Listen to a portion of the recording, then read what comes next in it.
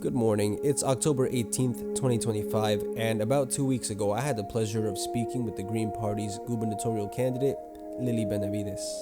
In our conversation, we were able to cover several topics, including housing and affordability in New Jersey, immigration rights, Palestine, and we also talked about the struggles she had getting on the ballot due to challenges by the Democratic Party, not too different from what we saw in the presidential election last year. If you're listening to this after the gubernatorial election, I do suggest sticking around, as these topics that we discuss, we speak on them in a broader context that goes beyond the scope of the gubernatorial election. For example, with immigration, we do touch on the context of U.S. intervention in other parts of the world that directly affects how folks migrate around the world and oftentimes to the United States. So stick around. It's a great conversation, and I hope you enjoy. I'm Joe with the New Jersey Center for Global Equity, and today I'm here with Lily Benavides. Lily moved to the United States at the age of 24 from Colombia. She served as a Democratic member of the New Hampshire House of Representatives from 2007 to 2009, and today she's running a write-in campaign as the Green Party's gubernatorial candidate after Democrats sued to contest the signatures that were collected to get her on the ballot. Lily, would you like to introduce yourself? Sure. Thank you, Joe, for inviting me. Hello, everyone. My name is Lily Benavides. I am a resident of New Jersey, obviously, and I'm originally from Colombia, as Joe said, and I'm running for governor with the Green Party of New Jersey as a write-in candidate. Lily, I wanted to start by asking, in 2022, you did an interview with Nati Solers of Montclair State University, where you talked about your experience as a New Hampshire state representative. So you expressed that when you ran for office, you felt like you had to take a side and that choosing to run as a Democrat was a mistake. So could you tell us more about your experience as a New Hampshire state representative and why running as a Democrat was a mistake? Sure. Honestly, at that time, I didn't know much about politics, right? Not that I'm an expert of that either. But it was clear to me that they didn't like my positions. I would say that they asked me to run with them as a token, as we usually are used, people of color, right, for them to say, oh, we have a Latina here, But they never expected that I was going to win. It was a surprise for everybody. Nobody knew me, seriously. And I was an activist, but I wasn't that long in New Hampshire. And then I guess they didn't like me even more after the fact, right? Mm-hmm. When I got elected, and my only bill, or the only proposal that I did, it was a bill to stop the police for acting as ICE agents on the streets and on the roads. They were stopping cars on the roads late at night when people were coming from work, and obviously they were not stopping white people. They were only stopping people that were brown.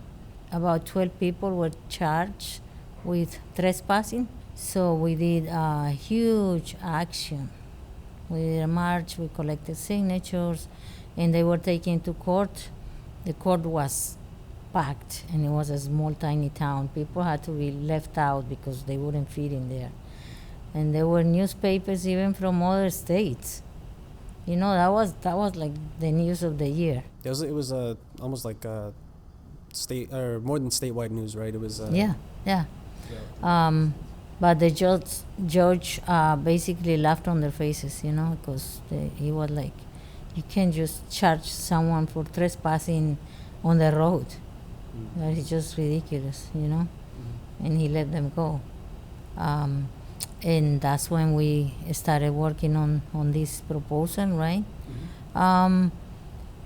It didn't pass, but it certainly made some noise in New Hampshire. Mm-hmm. That was the first thing, like of that kind. After that, we did the first May 1st event for Immigrant Day, right? And it was very successful. We had like 500 people. In that interview, you brought up that the Democrats weren't too happy with this bill, and you received backlash, right, from your own party at the time. I guess, what did you learn from that experience that you can bring to here? Or I guess that you brought to join the Greens, right, in this campaign here. Well, I became aware of how they work. I learned that there's not much difference between both parties, the Democrats and Republicans. Yeah, they basically do the same thing. I was very disappointed, right? Because I got so many attacks and harassment from the side of the Republicans. Not just me, but one guy in particular. He even threatened to stand in front of my house and take pictures of my kids. So that was hard. The Democrats didn't do anything, nothing at all to help me or to support me or, against the harassment. Absolutely nothing. They didn't back you up. No. So now here you're in New Jersey. You did move back for family, from what I understand. You were in New Hampshire for a bit, and now you're running as a gubernatorial candidate. You're doing a write-in campaign.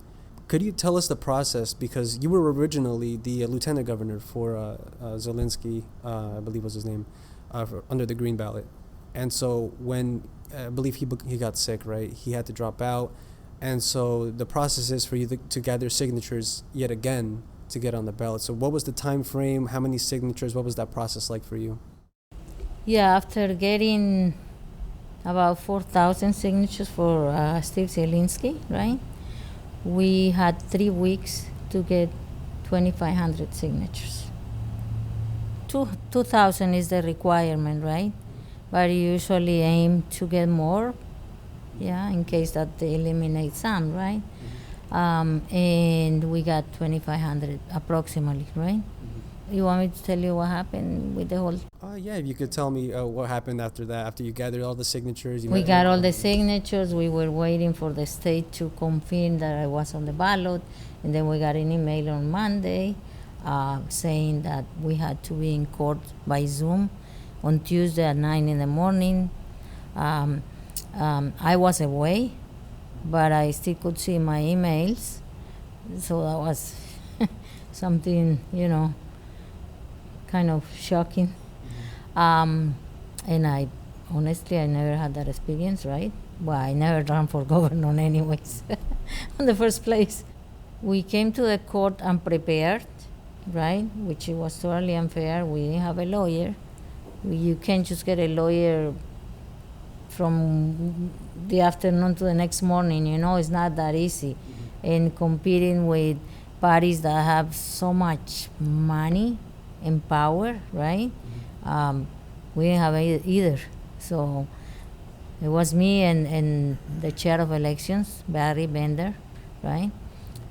There were other people supporting us there, but they were not allowed to speak. And I was basically arguing all the time against the lawyer's tactics. And then I was told, it's either you or Barry, but not both of you. And they had 2 lawyers, but we couldn't speak, both of us, we couldn't. It was 3 days. On the first day, I think it went until 11 p.m. or something, right? The lawyer, he didn't want to stay there for 3 days. He was pressuring the judge to disqualify me right away by saying that the signature collector wasn't allowed to be someone from out of state, because we got somebody to help us out, right? We paid someone, and he wasn't from here, but he had experience, right? So he said that was against some law that he never proved, right? And besides, the Division of Elections, which is our fault as well, okay? They never told us that, and they took the signatures in. even with Zielinski, they took the signatures, and there were people from PA, from Pennsylvania, that were working for him, collecting signatures as well. So the lawyer wanted to cut it short and do it right away. So I told the judge, if you decide to go on their favor on this, then I need to see the records of all the parties, all the signature collectors that they had and they have had since 2016. I want to see who they are, where are they from, because I know for sure that all the parties have hired people out of the state. So, for them to just come with that law now, and what happened before, it's not like that. So she was very confused. She asked for a break. She said she had to think about that. When she came back, she said she wasn't going that way. She probably talked to someone, because that was not going to go well, right? Yeah. So they decided to go through all the signatures. The lawyer, he supposedly he was sent by the Morris County Democratic Committee, but he ended up being Mikey Sherrill's lawyer. Yeah, for people to know, his name is Rajiv Parikh, okay? So he's also an immigrant, even though he pretends he's not, right? So he sent all the signatures that he wanted to challenge, and then after the deadline, right, it was 4 or 5 p.m., I can't remember now, he submitted 400 more signatures after that deadline. So after the deadline, he submitted those. So there's two things there, the signature collector and the signatures after 4 or 5 p.m., which was the time for him to do it. And from what I understand, those signatures, they were chosen, there was a bit of discrimination, correct? Yes. In the way they chose whose signatures they would challenge? So they went for most of the part were foreign names, okay? A lot of Latinos, a lot of Arabs, Muslims, and other foreigners. He would question names that were maybe misspelled, or people that had two names and put only one name there, I have to tell you, he scratched off like 5 or 6 Mohammeds, even though some of them were actually there, registered to vote. He tried to say that, how you have the petition, right? And it has different boxes. So he tried to argue that the boxes, the writing on the boxes didn't look similar to the signature, okay? And I got into a big argument with him the last day, because not necessarily the person that is signing needs to fill those, okay, for different reasons.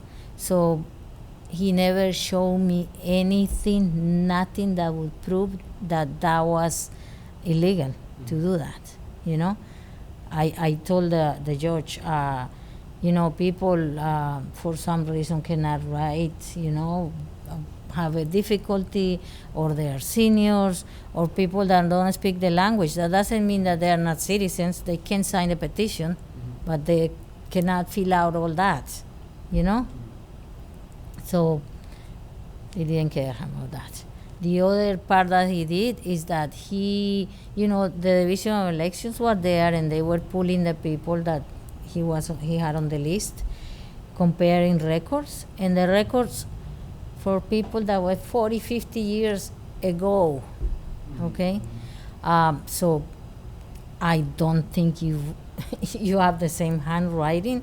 And I kept telling him, and Barry too, are you an expert on calligraphy? Because how do you know this is not the same person, The other issue is the Division of Elections is very inefficient, and they don't keep the system update, and I work at the polls. I have worked at the polls for like 18 years, okay?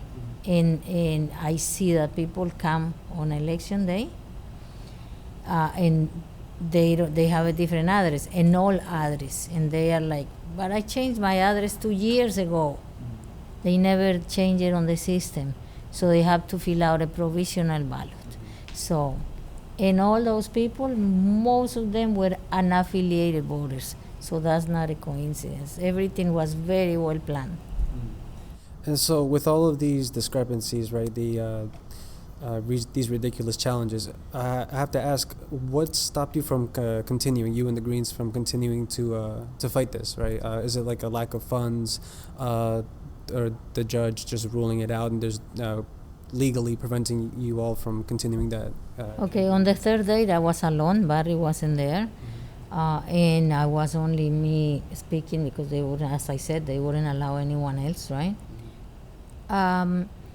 When they got to 1999 signatures, 1,999 signatures, two less than 2,000, I was automatically disqualified. But the judge asked me, do you want to continue? We can stay here all day or until later, right? Because we have to solve this. There was no point. I was under 2,000 already. So there was no way to go back and recover any of the signatures. So she asked me, and I said, no, I will withdraw. So legally, if the courts declare that the signature is invalid, there's no way to challenge that for... They were not going to be challenged.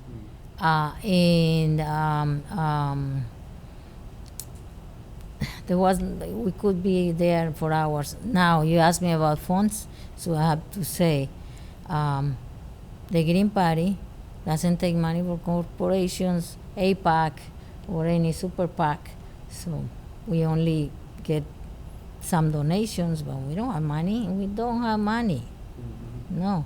You know, it's difficult to compete with candidates that spend $6 or $7 million campaigning. Imagine what we could do with that money. No, so yeah, we will proceed with legal. You know, we won't stop here. That's not. It's just for now. On a pause. You know, we are looking different things, but we will do some legal procedure at some point. What did make you or gravitate you towards the Green Party? I do have to ask, because there's several third parties out there, especially in New Jersey. I think there's the Libertarian Party, the Socialist Workers Party. What made you choose the Greens here in New Jersey? I would say that I got there by a coincidence, but I don't believe in that. No, so I had two friends that they have a mutual aid group, and I met them at a park in Morristown, and we started talking about. I was curious. I was always curious about third parties, always, because I was thinking how this country doesn't have more parties. Why? I mean, in all our countries we have tons of parties, you know, so I started going out with them to the meetings and stuff, and I got to know people, and we became friends. And in the platform that the Green Party has is very extensive, and basically covers anything that has to do with human rights, environment, animal rights. I mean, you name it. Foreign policy, fair foreign policies, right? I mean. The environment is a big thing, so I think it's awesome. I really believe on the platform of the Green Party. Okay, so it's both kind of the Green Party's policies as well as the people that you're associated with in your local Green Party, the local Green Party. So now, when it does come to your gubernatorial candidacy, your writing campaign, I did want to ask, what plans, policies did you have that would improve the lives of everyday New Jersey workers, residents? What does make you stand out, not only as an alternative to the duopoly candidates, but what makes you the candidate for New Jersey? Good question. Yeah. What would I do for the people of New Jersey? I think things not just statewide but nationwide are really bad in this moment, right? Um, and in New Jersey, housing is a big problem, right? Basically, everything that I want to do or that I do is even coming from my own experience and from the experience of the people that I know, the same struggles that we have, all of us. Okay, so housing, you can't afford to pay for rent. It's so expensive, you know. It's so expensive, and I know that. I do not own a house. I rent a place, and it's very expensive. Okay, so you have to live with other family members, or you know, people have to get together and live and share a place because you can't afford it, right? Especially for us if we are low income people, yeah. So that's a big thing, and there's so many issues with housing because the rich communities, and that this is happening a lot in Morris County where I live. They have these programs called pilot programs, which PILOT means payment in lieu of taxes. And they come, investors come, and they take buildings or land that is empty, right, or buildings that are empty, to convert them in apartments. But these apartments are luxury apartments, like it's happening in Morristown, and they're so expensive. I mean, like, it's ridiculous that you're gonna pay $4,000 for an apartment. Who can afford that? Not us. So they come, they take the place, they build it, and they are only required to do 10% of housing, affordable housing, which would be what, one or two apartments, and they are fighting because they don't want not even that 10%. They don't want poor people in their towns. So here comes the gentrification, right? They want all the poor people to go somewhere. We don't know where, but you know. And the other problem with the pilot programs, they don't pay taxes for 30 years. Okay? After that, the construction would be, you know, for the municipality, but before that, they don't pay taxes. So here comes the other problem. The school board loses all that money. They bring more kids because there's more families. They cannot afford to build more schools or hire more teachers, but they have more kids, and they don't have the money. So it's a whole thing, you know. So that it's a big thing. I mean, everything is connected. If you see it, right? Housing, the problems with education and overcrowded schools, and then homelessness, right? So, and then if you are an immigrant and they try to get rid of you, that's on top of everything, right? So it's a huge thing. And then immigration it has always been something that I care a lot as an immigrant. I know so many people, so many families, right, that need help, that are desperate, okay, and that are scared, and they're just so hardworking. And we don't have to go far. It could be any of us, because they don't care right now if you are a citizen, you know. Right now we are all in danger. But the governments, not just this one, but the other ones before, prior to this, were the ones that allowed this to happen and to get to this point. And the other issue that is huge is Palestine. That's hard.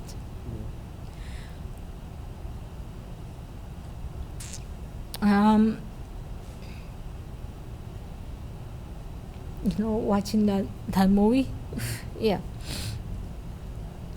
I don't want people to think, oh my God, you know, she's doing some show here, theater. It's not. It's just how how how you can see this every single day and not feel anything. That's not just going to happen there. It's going to come to us and to our countries. We see that. They're there on the Caribbean shooting boats and trying to go into Venezuela, and people are so dumb saying, "Oh yeah, let's go in there and take all these people out." It doesn't work like that. In the neighboring countries, I'm from Colombia.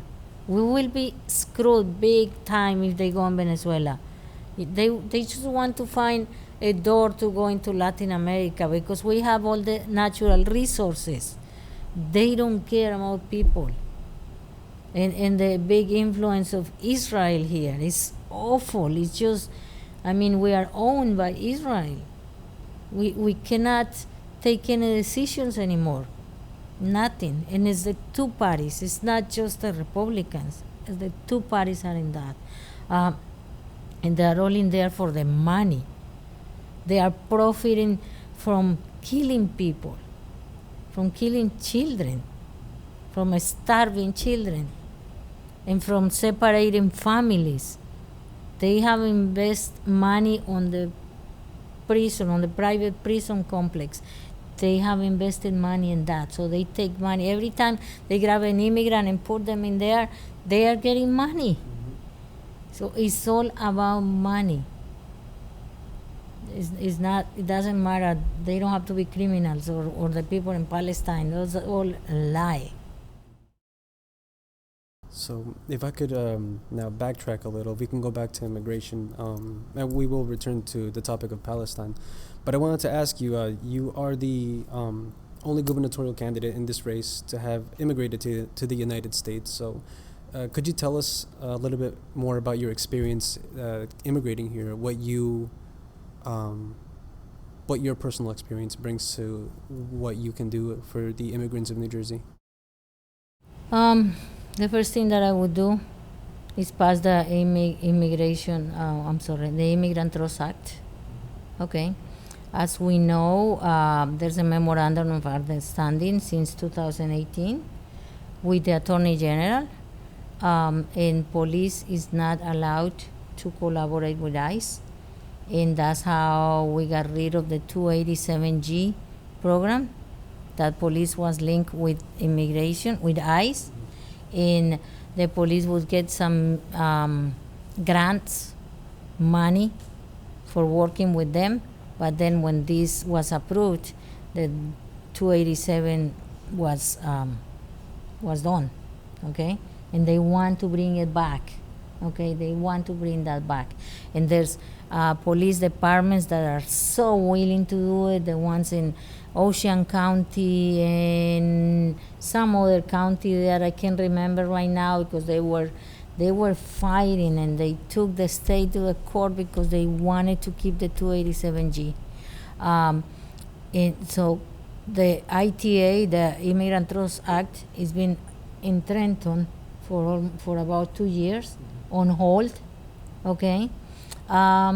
Because those are tactics, for the elections, right? So we have two candidates, one that absolutely won't approve it, and the other one telling all these immigrant organizations and allies, if you support me, if you vote for me and I win, I will approve it. Why they don't approve it now when we see what ICE is doing?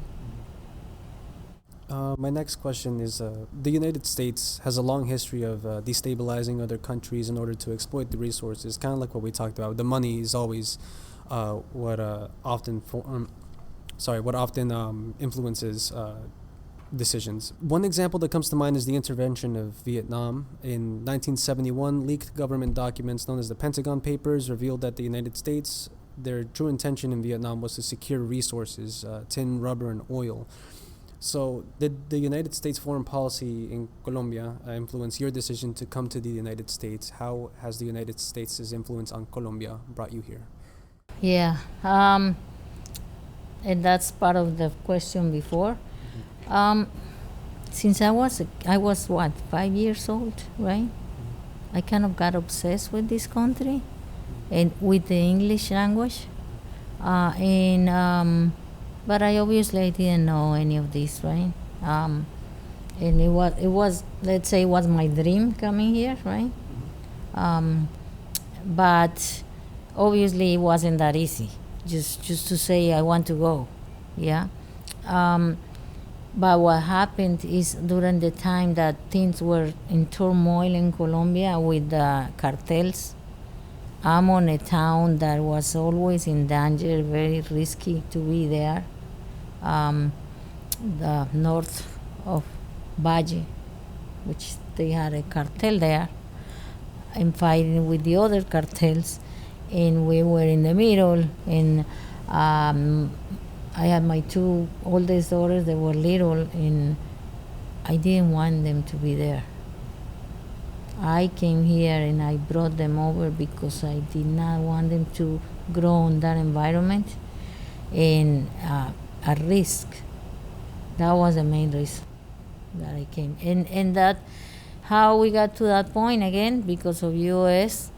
Um, um, it's a very complicated situation about the drug business, but the drug business is managed from here, okay?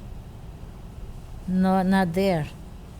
And I wouldn't say that Colombians don't consume drugs, they do, but not like here, like everyone does, okay? And in United States have top elected officials that are invested on this drug business, okay? So that's the other reason why they don't make it legal, because it's for their convenience, right? And we can see that do you mention Nicaragua, right? Yeah. So we know that they have done that. We know that they intervene on that. So we have military bases in Colombia, and we have DEA everywhere, and they pretend that they are taking people that are getting drugs out of Colombia, so they take the little fish, okay, with a couple things, right, grams, whatever you call it, because I have no idea, okay. But then the other ones are living on the other side, because Duque, which is a product of Uribe, by the end or beginning of Petro, when they were switching, right, it was a big thing. It was a big, how you say it, cargo, yeah. A big cargo was leaving from a military base, one of the biggest that the Petro administration have caught. Wait, it was getting out of the military base. What can you say about that? So all of this has been happening under Uribe's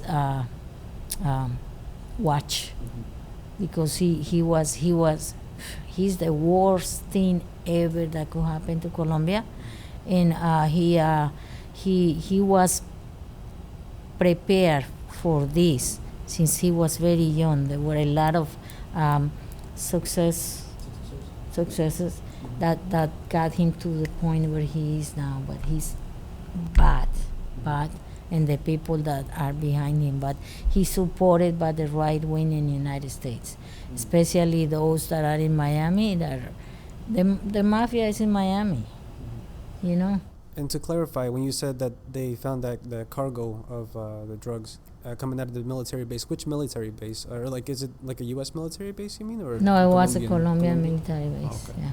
Gotcha. Is there anything else that you'd like to share regarding the immigration policies that you would support or that you would... I would say, but that's a federal issue, right? But as a state, we could approve the ITA, and we could get more funds for for people that are detained, right? To access a lawyer, to access legal services, which is they have provided some funds. I can't say that they haven't, right? The administration, the current administration, right? But we need more because it's a big number of people that are detained, right? Not just the whole state, by the towns by itself. They need to find ways to protect the residents, you know. In a lot of education, you know, regarding immigration, because many of the times it's ignorance, okay, and they don't understand how difficult and lengthy and expensive an immigration process is. But if it was me at the federal level, I would restructure the whole immigration system at all. It's like taking everything down and do it again. I'm still working on my website because I have a hard time with that, but I have the policy that I wrote last year. I can share it with you. Definitely, and we could plug that at the end as well. Looks like we got about 15 minutes left. So let's move on to Palestine. Over the last 2 years, the Palestinian struggle against settler colonialism has escalated to new extremes, as we're all quite aware of. Severe levels of food insecurity in Gaza have been classified as famine by the integrated food security phase classification, and the current death toll in Gaza officially nears 66,000. Some estimates have had that estimate much higher. As the only pro-Palestinian candidate, how would you use your position as governor to end New Jersey's complicity with the genocide? Two things. One, I would never sign the IHRA bill, the anti-Semitism bill, which it has another purpose, and it's to shut us up, all of us. You know, if we allow that, it will open the door for them just to come in and arrest us for saying anything. And at this point right now, I know there was something that Trump signed, that it said that, you know, all of us could be classified as terrorists. So that would be a first thing. The second thing would be dismantle the New Jersey Israel Commission. The Council of American Islamic Relations, the New Jersey chapter, released a report yesterday that the state of New Jersey currently has over $30 million invested in Israeli bonds. Yeah, the Green Party is part of this group, Break the Bonds, right? They're working on this. We are one of the co-sponsors. I mean, basically most of the organizations that we know are there supporting this, because there's, you know, all these things together that would be very helpful if we could work on those things to help the Palestinians, right? And and just speaking up, you know, for everybody, for them, because as I said, it's not just them; it's going to come to us. Yeah, I mean, there's already so many ways that we are connected. Some of the technology used at the southern border is Israeli technology. A lot of our police forces are training with the IOF, and they are trained on the same tactics used on Palestinians in Gaza and the West Bank. I mean, it seems like every corner you look has something to do with Israel in there, right? Yeah. So before we do conclude, I wanted to ask if anybody would like to come up and ask Ms. Benavides a question, or if you want to come up to the mic over here. Hello. Hi.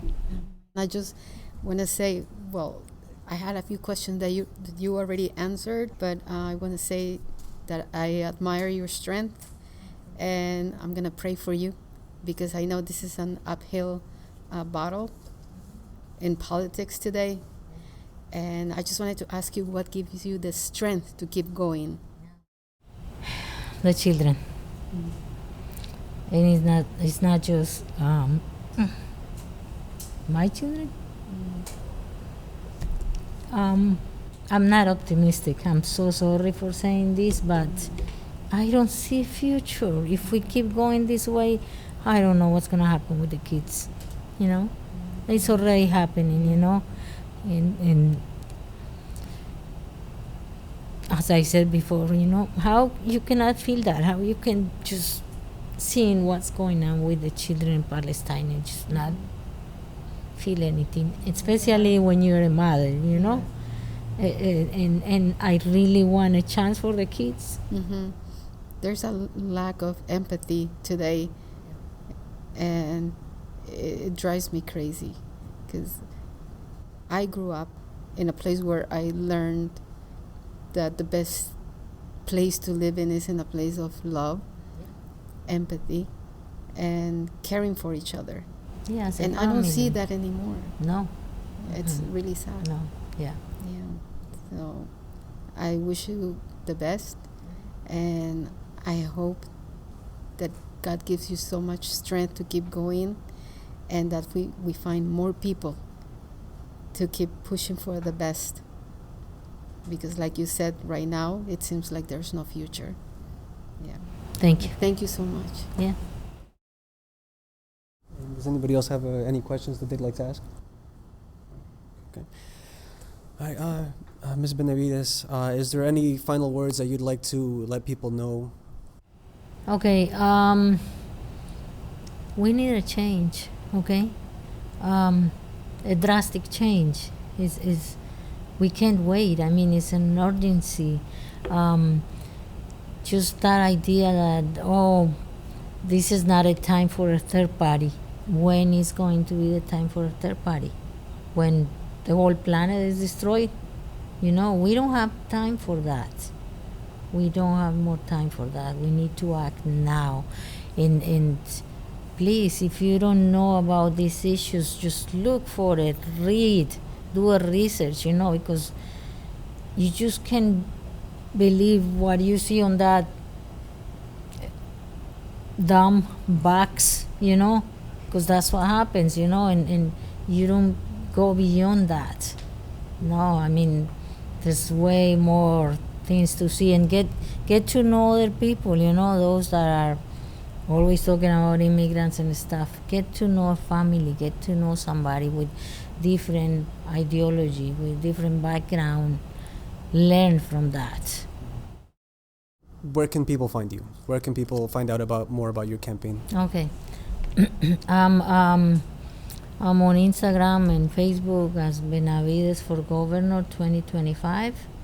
In TikTok and most of this social media is difficult, but I use Facebook mostly and Instagram. The other ones I'm still there, but I'm not that. It takes so much time to do all this, you know. Yes. And my email, Benavides for Governor 2025 at gmail.com. Anybody can send me an email or ask me a question. Yeah. Thank you very much. Thank you.